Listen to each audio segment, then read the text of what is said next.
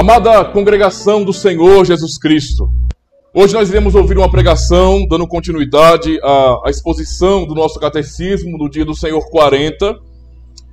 E o tema da pregação dessa manhã é justamente sobre o sexto mandamento e o amor de Deus em nosso coração. Eu queria convidar os irmãos então a abrirem suas Bíblias na primeira carta de João, no capítulo 3, e vamos ler do versículo 11 ao versículo 20.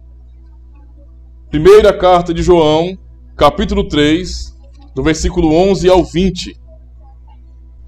Amém? Diz assim a palavra do Senhor, 1 de João 3, do 11 ao 20. Porque a mensagem que ouvistes desde o princípio é esta, que nos amemos uns aos outros, não segundo Caim, que era do maligno e assassinou a seu irmão. E por que o assassinou? Porque as suas obras eram más, e as de seu irmão justas. Irmãos, não vos maravilheis se o mundo vos odeia. Nós sabemos que já passamos da morte para a vida, porque amamos os irmãos. Aquele que não ama, permanece na morte. Todo aquele que odeia seu irmão é assassino. Ora, vós sabeis que todo assassino não tem a vida eterna permanente em si. Nisto conhecemos o amor, que Cristo deu a sua vida por nós, e devemos dar nossa vida pelos nossos irmãos. Ora, aquele que possuir recursos deste mundo, e vir a seu irmão padecer necessidade, e fechar-lhe o seu coração, como pode permanecer nele o amor de Deus?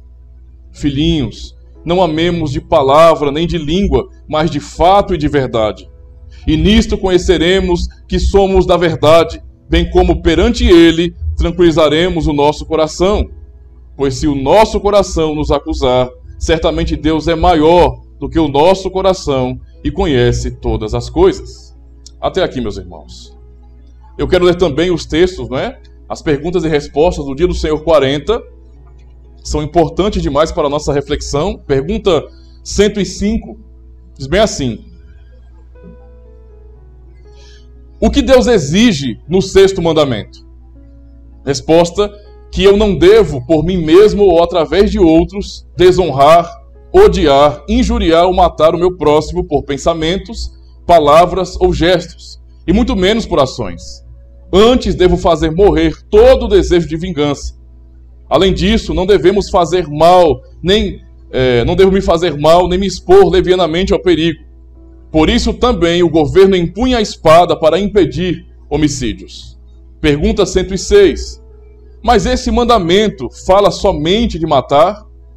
Resposta: ao proibir o homicídio, Deus nos ensina que também detesta a raiz desse pecado, a saber, a inveja, o ódio, a ira e o desejo de vingança, e que ele considera tudo isso como homicídio. E a última pergunta, a pergunta 107. Então basta que não matemos o nosso próximo dessa maneira? Resposta: não. Quando Deus condena a inveja, o ódio, a ira e o desejo de vingança, ele nos ordena a amar nosso próximo como a nós mesmos, demonstrar paciência, paz, mansidão, misericórdia e amizade para com ele, e protegê-lo do mal o tanto que pudermos, e fazer o bem, até mesmo aos nossos inimigos. São essas as perguntas e respostas do dia do Senhor 40, que já nos ensinam muito sobre o que significa o sexto mandamento. Nós temos ouvido então pregações nos mandamentos, e eu tenho procurado explicar exatamente o que o mandamento diz, para que haja uma compreensão da exigência de Deus também com relação à nossa vida como cristãos. Isso é muito importante para nós, porque as pessoas hoje têm o costume de relativizar tudo. Então é importante que saibamos exatamente o que a lei está nos dizendo, o que Deus ordenou ao seu povo, o que nos é ordenado também hoje, como regra de gratidão para a nossa vida. Podemos observar então que o sexto mandamento, irmãos, fala exatamente sobre a morte. E não fala de morte no sentido em que a morte não pode acontecer quando há uma causa justa para. Não é à toa que Deus deu autoridade ao governo para empunhar a espada e então aplicar a pena capital, como era no passado, assim também deveria ser hoje. Ou seja, em punir com a morte aqueles que provocam a morte do seu próximo.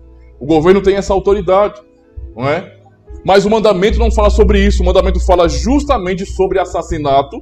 E nós sabemos que as razões para um assassinato estão primeiramente no coração das pessoas. Não é uma atitude do governo, não é uma atitude legítima em defesa da própria vida. O mandamento, ele defende esse valor da vida e ele justamente fala sobre os problemas do coração. Inicia primeiramente no coração.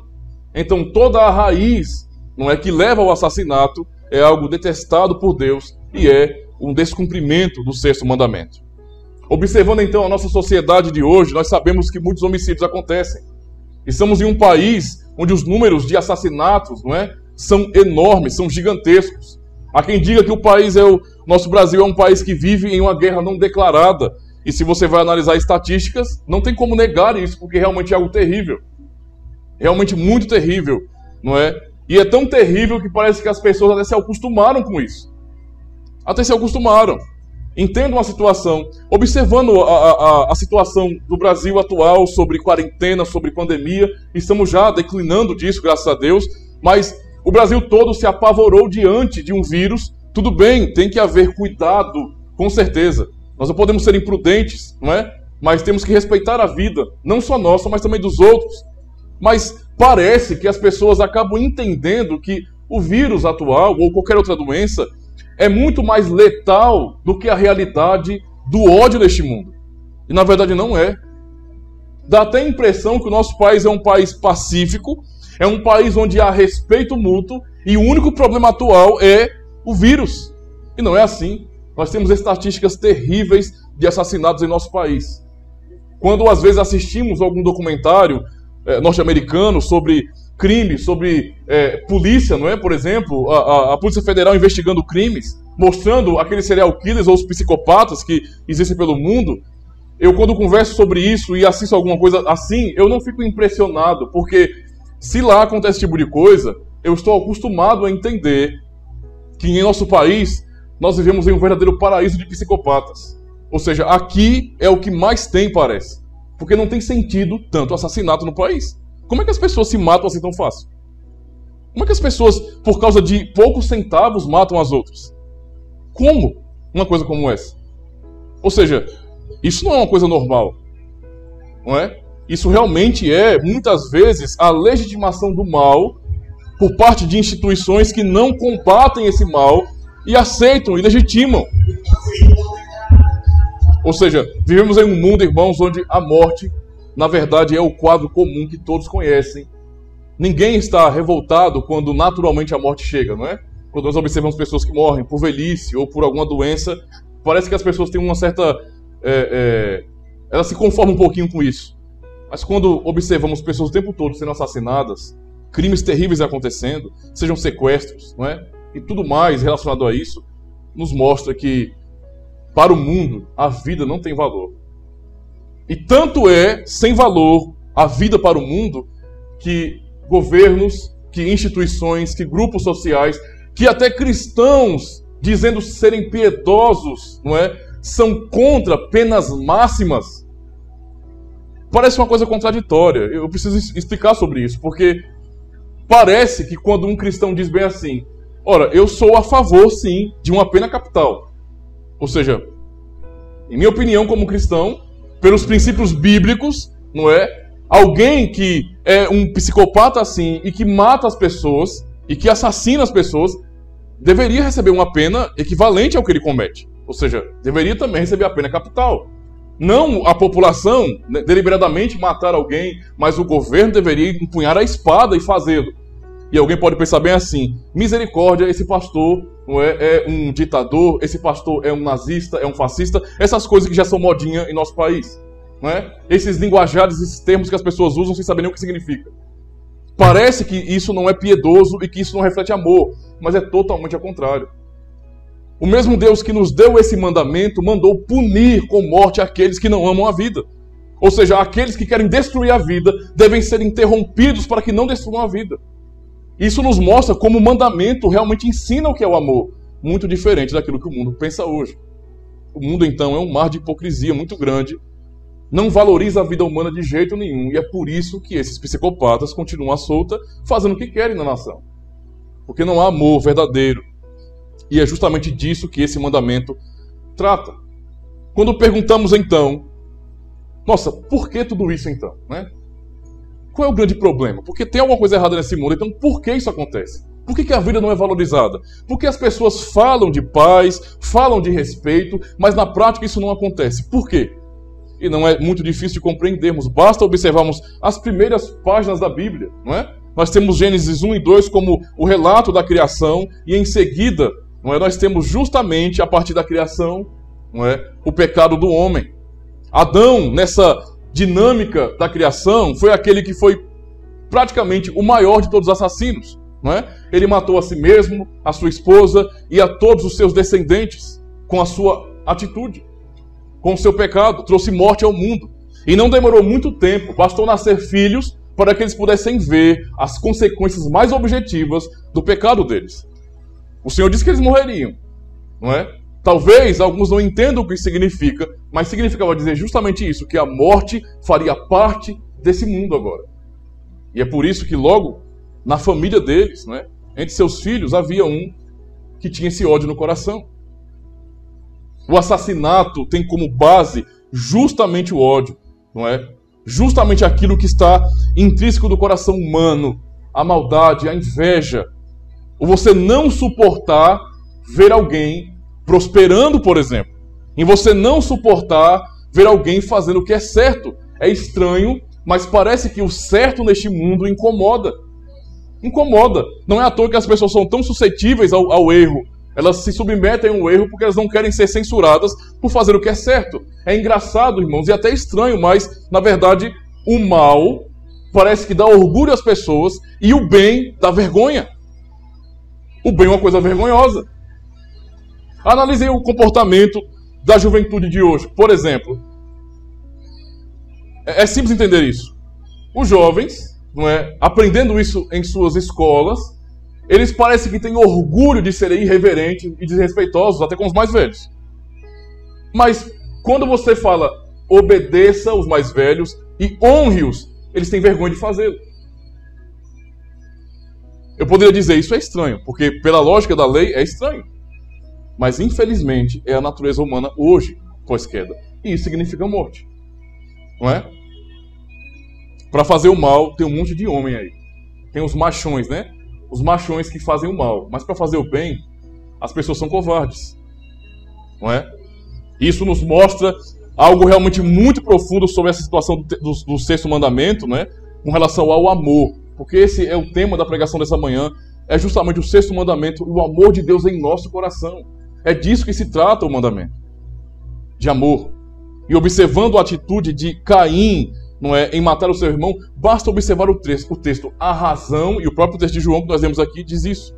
A razão para o ódio de Caim planejar a morte do próprio irmão foi justamente porque Caim era mau e seu irmão era justo diante de Deus. Ou seja, ele era crente. Ele temia Deus e a justiça de Abel incomodava Caim. Alguns poderiam até se perguntar, então é isso que explica o porquê que no tempo que Cristo veio aqui neste mundo, aqueles líderes, não é, odiavam a Cristo? É exatamente isso. Lendo os evangelhos, qual era a razão para as pessoas odiarem Jesus Cristo? Não tinha razão nenhuma. Se ele estava amando as pessoas, respeitando as pessoas, então obviamente deveria ser respeitado também, não é? Ele deveria ser amado e até admirado, mas não era isso que acontecia. Muitos daqueles líderes se incomodavam e nutriam ódio por ele. Por quê? Porque a justiça dele incomodava as trevas. Esse é o ponto aqui. Não é? É isso que nós lemos, por exemplo, em João 8, verso 44, quando Cristo fala sobre o diabo. Ele fala sobre o diabo, ele foi homicida desde o princípio. Não é? Então observamos que o ódio, a inveja, tudo isso que é, na verdade, a base para o assassinato, é uma obra do diabo. É atribuído a Satanás. Quando alguém tem isso e nutre isso no próprio coração, essa pessoa está se comportando como filho não de Deus, mas como um filho das trevas, como um filho do diabo, não é? Como um filho da serpente. É bom entendermos então que o interessado em destruir, em causar problemas, é justamente o diabo.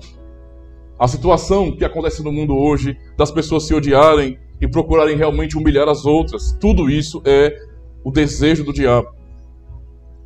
ele fica realmente feliz com isso. É a sua pretensão desde sempre, não é?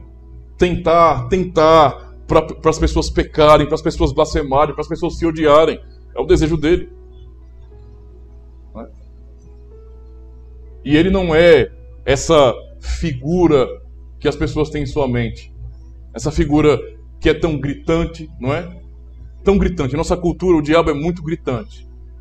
É uma coisa assim, ou você ri, não é? Ou você se assusta pelas imagens que se mostra dele. E a coisa que na verdade caracteriza ele é justamente a sua sutileza. Nós queremos ver muitas vezes na nossa cultura o diabo como um grande dragão, não é? Um rabinho de flecha, com asas grandes, todo vermelho, não é? Queremos ver o diabo então como a imaginação das pessoas, como o desenvolvimento cultural. Mas a verdade é que a sua sutileza é o que acaba derrubando as pessoas. Aonde há inveja nascendo, aonde alguém não consegue se alegrar com o bem do próximo, aonde alguém, ou até um irmão, não é, está ali vivendo em comunidade, mas ele se incomoda porque tem um irmão que está avançando, que está amadurecendo, quando ele se incomoda com isso, ali tem uma ação diabólica. E as pessoas não veem isso. Principalmente no meio cristão, infelizmente, o que acontece é isso. Não são as acusações contra as instituições cristãs hoje, não é? Hipócritas acusando hipócritas. Hipócritas de fora acusando hipócritas de dentro. Ou seja, os hipócritas de fora estão dizendo, eu não vou para a igreja, por quê? Porque na igreja tem um bando de hipócrita. Entendeu a lógica? Tem hipócritas ali. Ali você vê falsidade, pessoas que falam umas das outras e etc. Não é? Essas acusações, embora eles sejam hipócritas, elas não são falsas. Porque isso acontece. Isso é um mal terrível e o diabo está operando aí e muitos cristãos não se atentam a isso. Se atentam em ver demônios, se atentam em se assustar com a cultura e não se atentam àquilo que é mais sutil. No meio evangélico, há misticismo demais. Há pessoas que têm medo de ter um boneco porque diz que esse boneco é endemoniado. Né?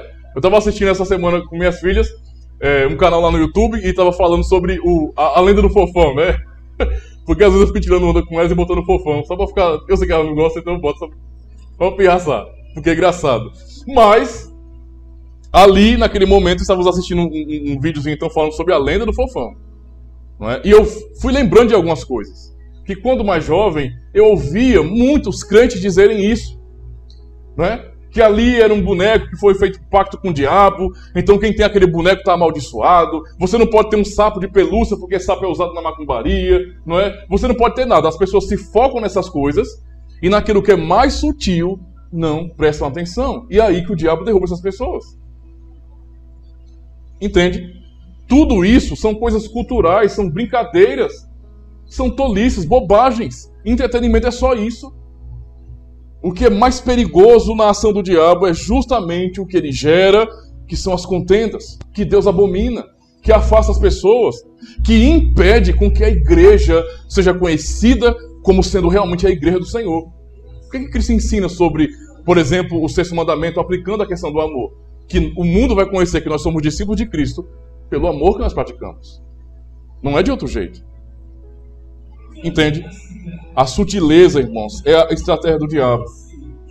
E estamos aqui no sermão dando ênfase ao diabo, não porque nós... E é raro vocês ouvirem falar sobre isso o tempo todo. Diabo, diabo. E tem gente que é assim, né? Tudo é diabo. Cuidado porque o cão está ali. Cuidado porque o demônio possui as suas plantas em casa. Ele tem poder para fazer isso e isso. Cuidado que o seu cachorro está endemoniado. Cuidado que o seu vizinho... Entende? Isso é uma palhaçada, não é? Pessoas que vivem focadas nisso não se atentam em que seus filhos não são educados de acordo com a doutrina do Senhor.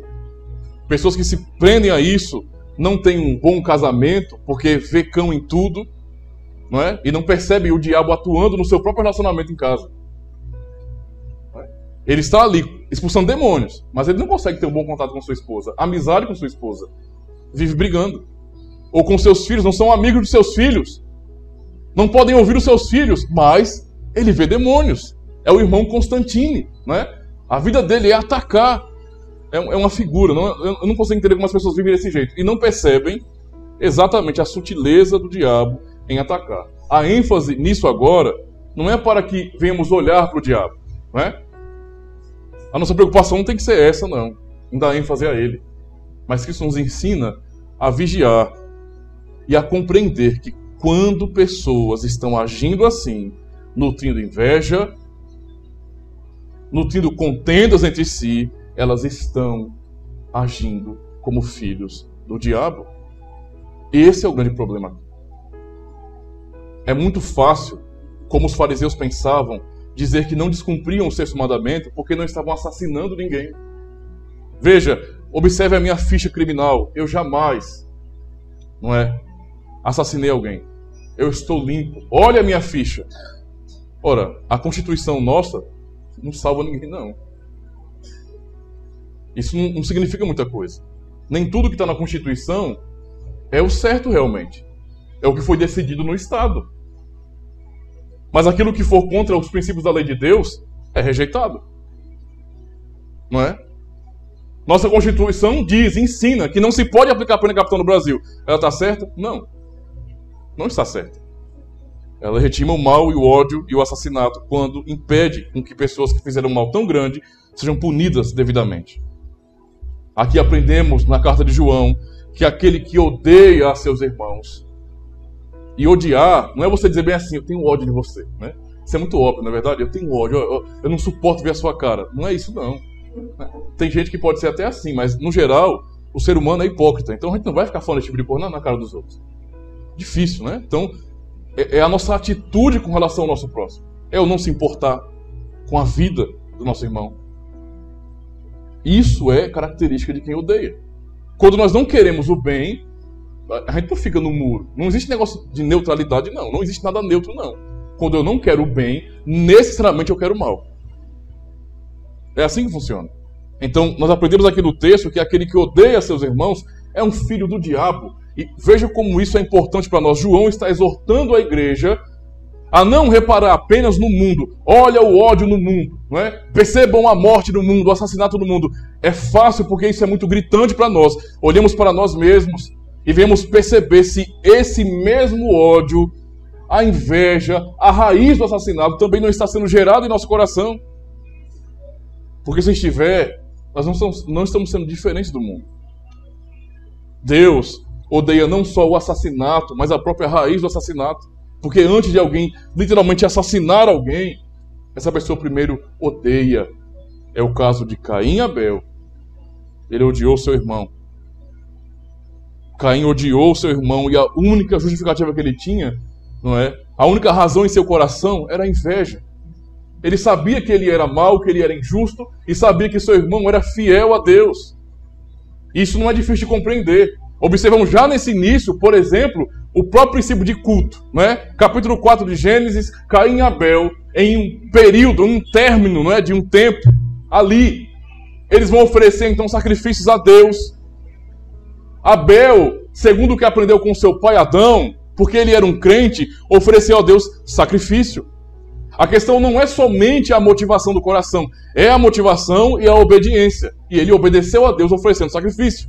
Já o seu irmão Caim fez o contrário, ofereceu as coisas do campo, como por exemplo as verduras, esse tipo de coisa.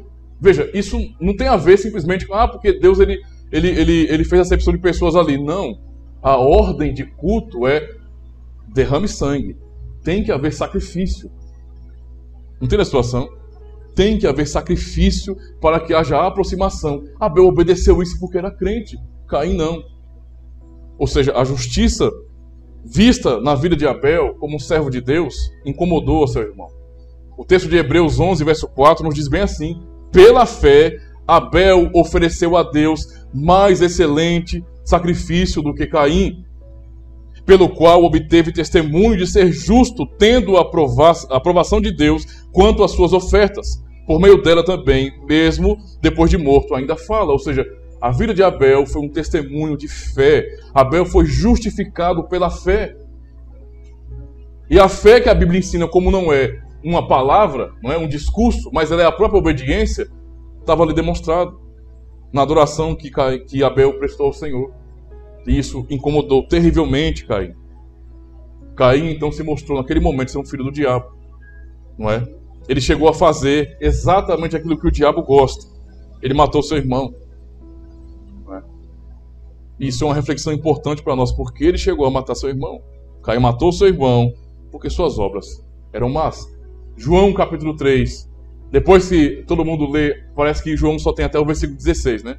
E todo mundo só conhece isso. Mas a gente tem que ler um pouquinho a mais. E lendo um pouquinho a mais, nós observamos que o evangelista diz que este é o julgamento. Não é? Que a luz veio ao mundo e os homens amaram mais as trevas do que a luz. Porque suas obras eram más. A santidade, irmãos, não incomoda os ímpios. Quer dizer, não faz bem aos ímpios, né? Eles se incomodam. Ser igual a eles é uma grande maravilha para eles. Mas ser diferente é uma ofensa.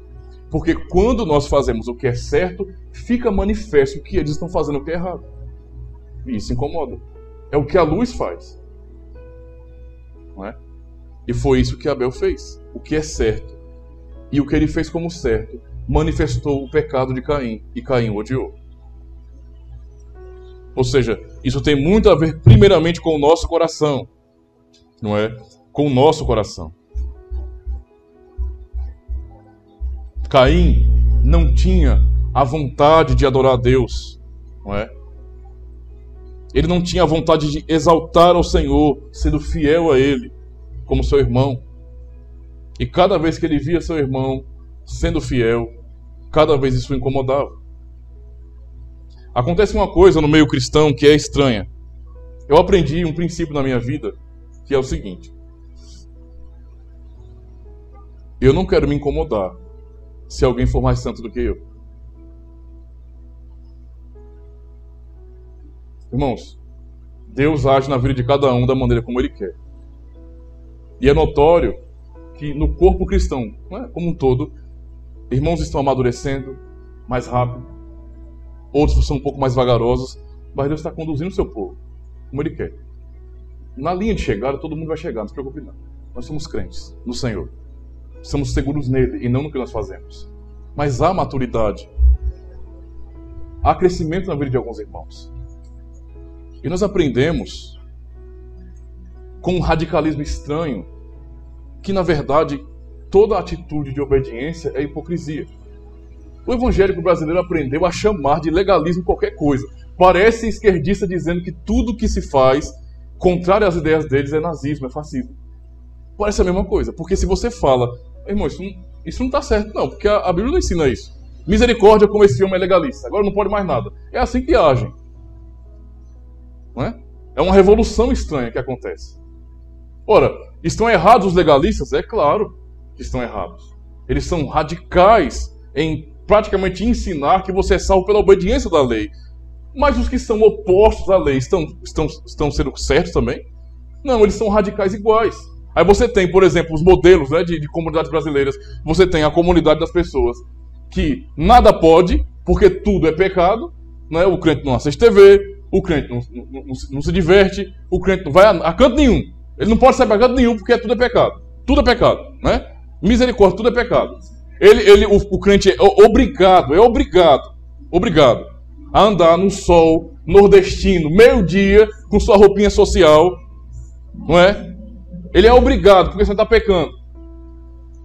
As irmãs são obrigadas a colocarem saias, tem que ser saia, vestidão, senão não vai entrar no céu não. E eu estou falando isso por testemunho meu, eu já ouvi, né? Pastores dizendo a mim, olha, essa é a verdade, pastor Ademir, se não for com roupa, o cabo não vai com o céu não. Aí você fica entendendo, misericórdia, que evangelho é esse, né? Que evangelho é esse? Aí veja, tem esse tipo de comunidade? Tem. Eles estão errados? Estão. Mas as comunidades opostas estão certas? Aquelas que, em nome de uma liberdade e de não serem legalistas, não é? Acabam ensinando aos seus membros que eles podem viver igual ao mundo. Então agora não existe mais pudor na vida dos membros da comunidade. Eles não sabem como se vestir, eles não sabem como se comportar, como falar, são exatamente iguais aos mundanos. As duas coisas estão erradas. Completamente erradas. É a desobediência da lei de Deus. E nós temos que aprender a olhar para essa verdade e não ficarmos incomodados quando vemos irmãos que estão amadurecendo mais do que nós. Devemos louvar a Deus e pedir a Deus, Senhor, ajuda-me para que eu possa ser fiel também. E não ficarmos incomodados. Veja como num contexto como esse, tão simples, às vezes, surge no coração de um cristão inveja e incômodo por causa dos outros. Irmão, o legalismo não é bíblico, mas a fidelidade é. Se o Senhor está ensinando em sua palavra, eu não posso me incomodar se o meu irmão em Cristo está fazendo isso que a Bíblia ensina. Não posso me incomodar. Eu tenho que glorificar a Deus e pedir a Deus, Senhor, tem misericórdia de mim e leva-me também à maturidade cristã para que eu te honre. Se isso não acontece, o que está acontecendo no meu coração? A raiz do assassinato está nascendo ali. O diabo está prevalecendo em meu coração, porque eu estou me incomodando porque alguém está certo. Isso não tem sentido. Para nós cristãos, no menor sentido. Então veja como a coisa é muito mais sutil e muito mais profunda e tem a ver com a vida de todos nós. No 6º mandamento, o Senhor nos ensina, em contraposição ao ódio, o que é amor. É disso que o mandamento fala, amor à vida. Respeito verdadeiro à vida. Não é? Querer bem ao meu próximo, ao meu irmão, é isso que ele está dizendo, está gritando a nós quando diz não matarás. Não matar não é simplesmente não tomar a atitude de assassinar alguém, mas é fazer o contrário, é fazer o bem. Quando Paulo ensina lá em Tessalonicenses sobre aqueles que antigamente roubavam, qual é a exortação dele? Aqueles que roubavam, não roube mais.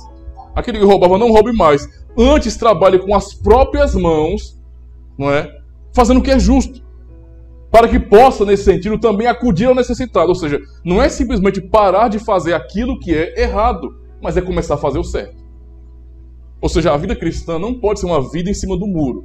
Eu não faço nem certo e nem errado. Fica aqui, ó. Eu sou neutro. Não existe neutralidade. Ou nós estamos do lado de Cristo, ou estamos realmente a favor do Senhor, o buscando, ou nós estamos contra Ele.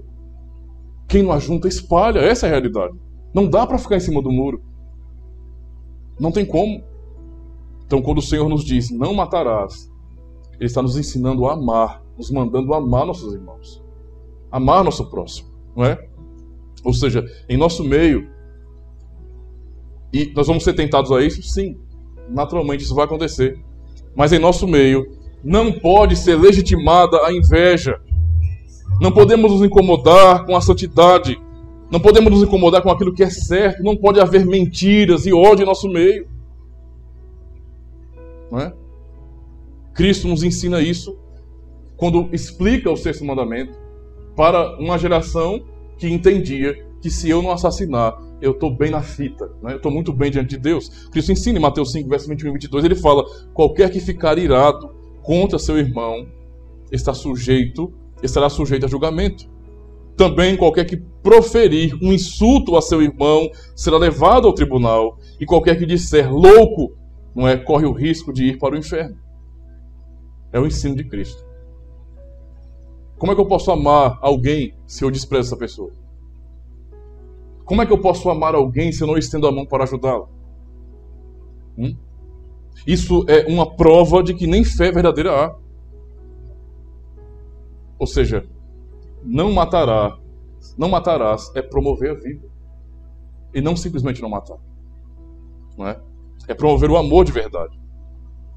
Nós lemos em 1 João 4, verso 9 e 10, manifestou o seu amor entre nós, pois enviou o seu único filho, não é? Essa é a lição que ele nos dá.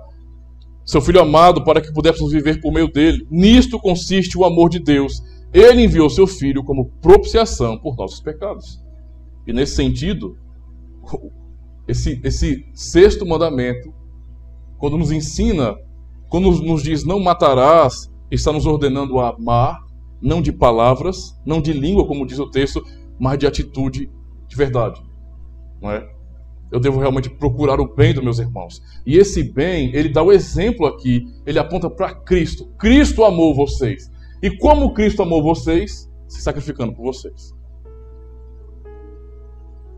Será que eu, em nome da minha própria razão, quando eu vou até o fim, até o limite, para estar certo em uma questão, nem que eu tenha que sacrificar tudo, a comunidade, meus irmãos, nem que o irmão, ele fique por baixo, ele se desvie, ele fique mal. Será que eu estou sendo certo com isso? Será que isso é o amor que Cristo me ensina aqui? Porque o amor dele, a maneira de amar dele, foi se sacrificar. Entende? Foi dar a vida, foi sofrer. Paulo ensina na sua primeira carta sobre os cristãos ali em Corinto que estavam brigando e levando seus problemas da comunidade, não é, a um juiz humano, mundano. Alguém que não é cristão, julgando causas que a própria igreja pode julgar. E então denunciando seus irmãos, não por crimes reais contra o Estado, mas por problemas na própria comunidade, denunciando os seus irmãos a um juiz ímpio. Paulo vai ensinar para eles, perguntando, por que vocês não sofrem o dano? Por que vocês não preferem perder? Não é isso que é o amor. Se sacrificar.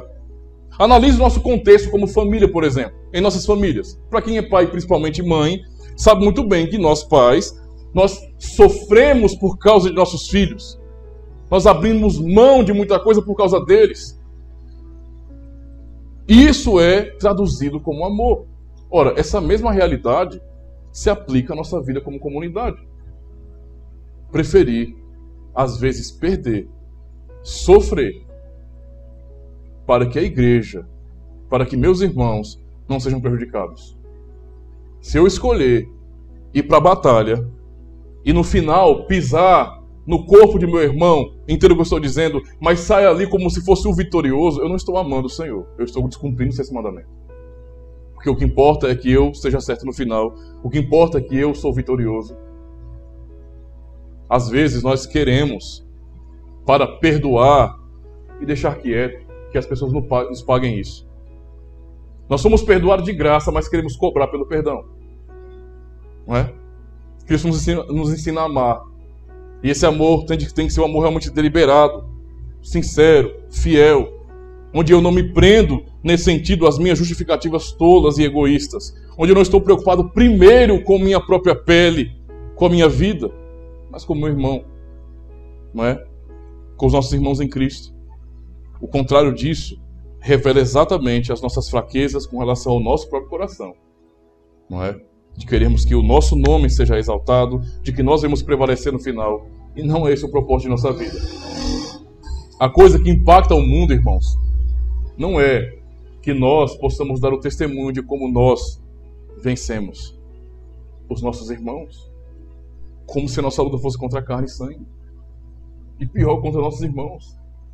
O testemunho que é impactante para o mundo é essa graça radical, onde nós perdemos por amor ao nosso irmão.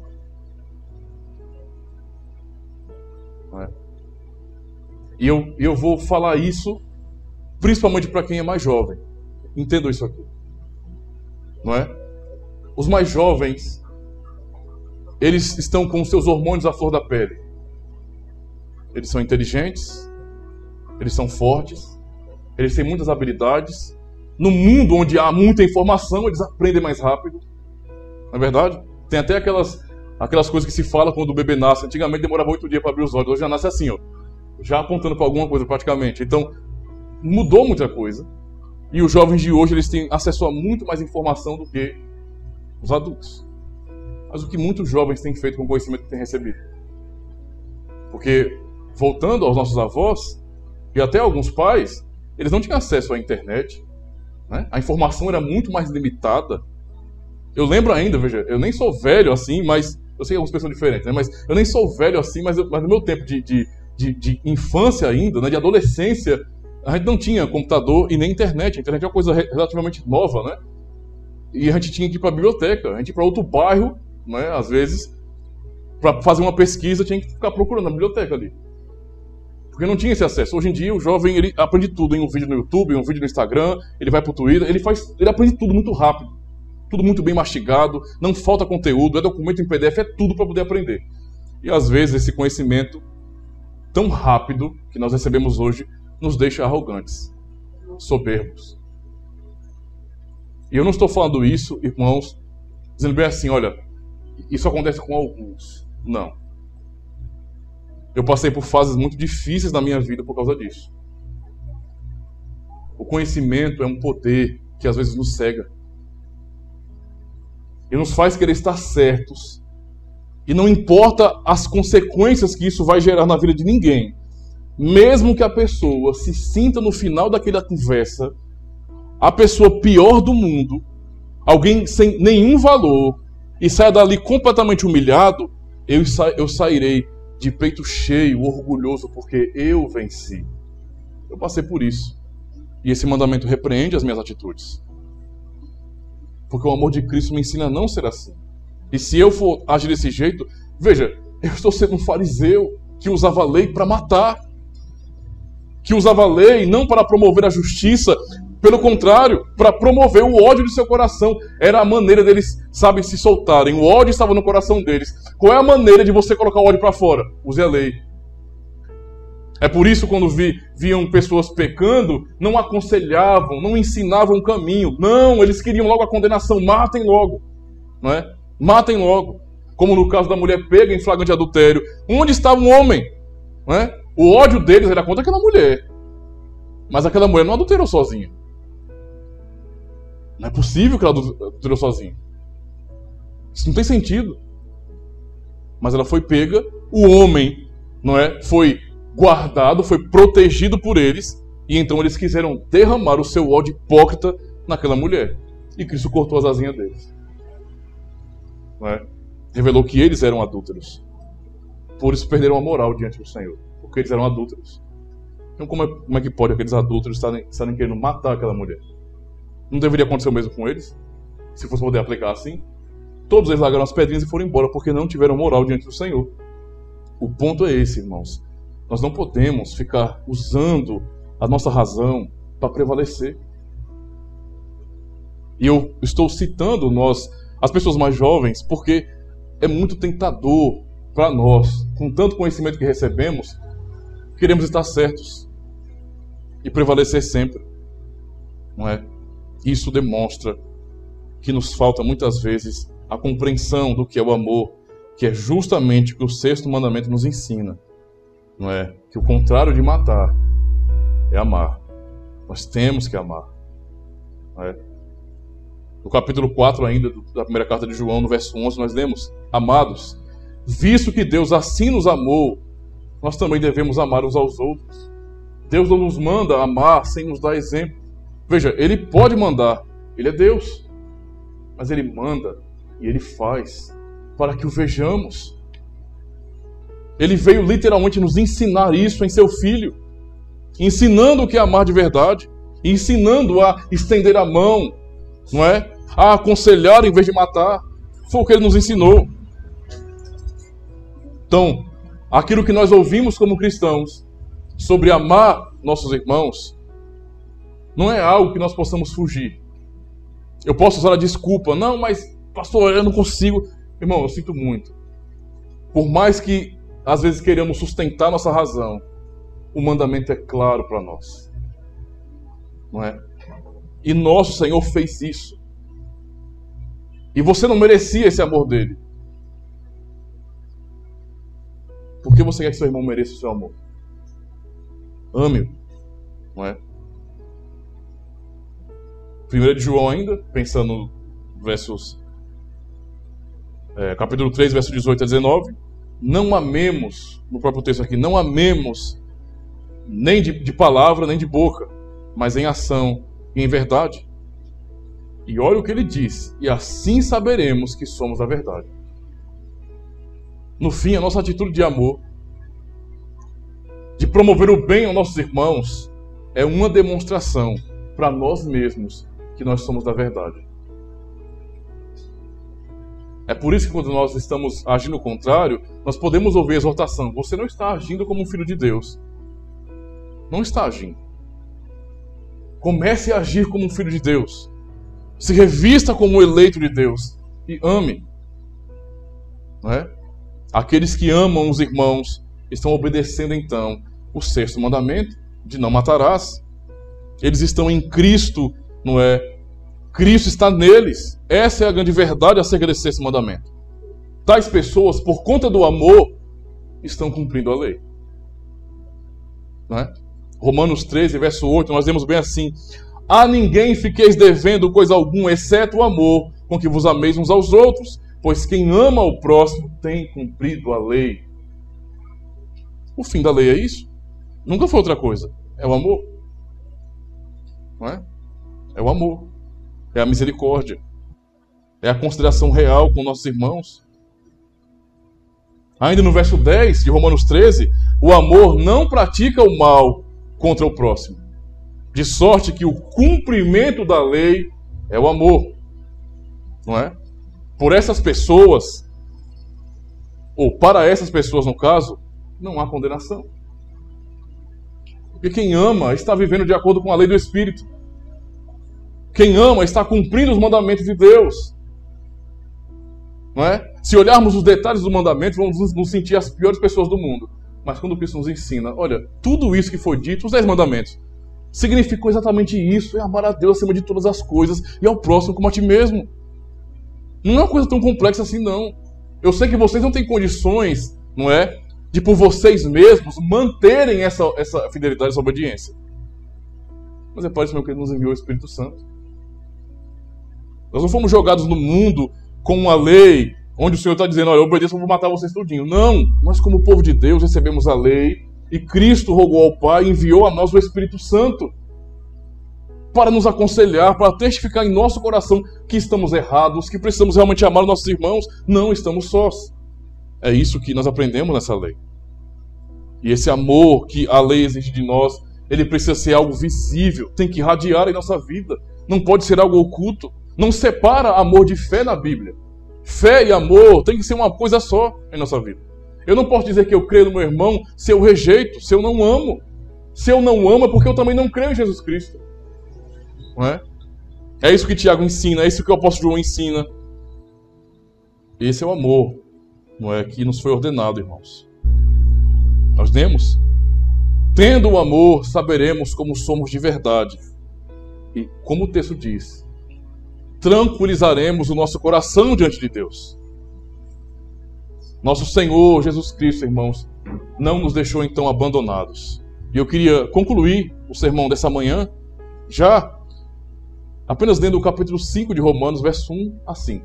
Que diz bem assim: justificados, pois, mediante a fé, temos paz com Deus por meio de nosso Senhor Jesus Cristo, por intermédio de quem obtivemos igualmente acesso pela fé a esta graça na qual estamos firmes. E gloriamo-nos na esperança da glória de Deus.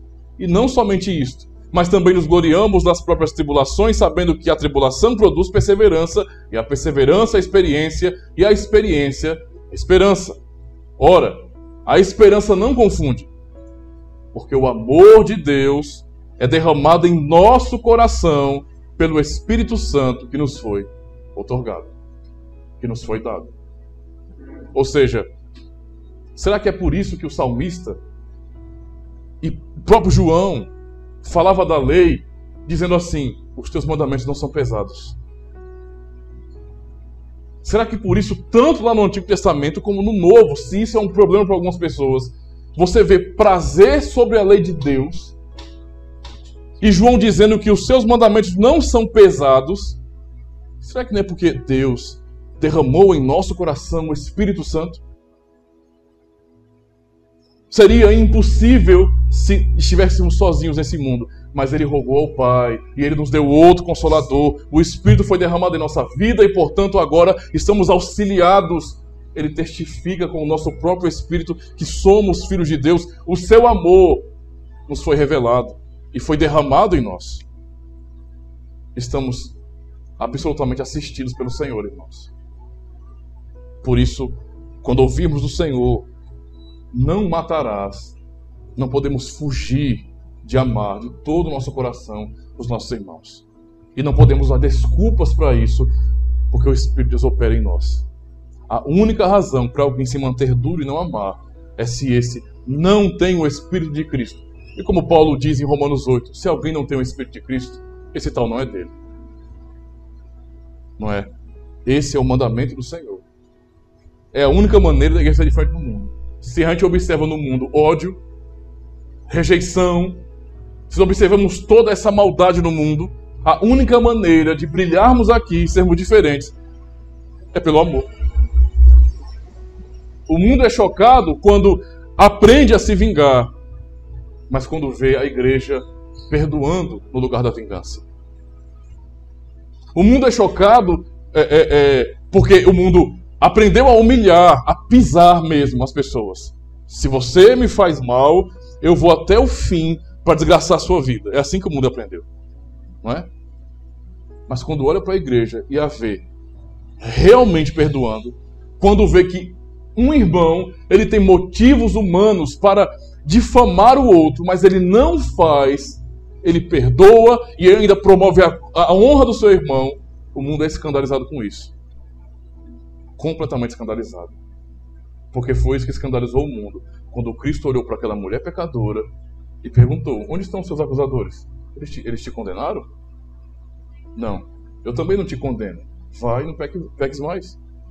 O mundo se escandalizou quando Cristo chamou um publicano, como Bartimeu, não é? E disse: hoje eu vou visitar a sua casa. Hoje haverá salvação na sua casa. O mundo se escandalizou. Quando Cristo foi, não é, chamar os seus apóstolos, e Levi e Mateus, por exemplo, eram publicanos também. O mundo se escandalizou quando Cristo contou a parábola do fariseu e do publicano, e quem desceu justificado do templo foi o publicano e não o fariseu. Esse amor impacta o mundo e tem que ser visto na igreja. Senão, nós somos uma mera instituição morta, um corpo sem espírito, que não tem vida real.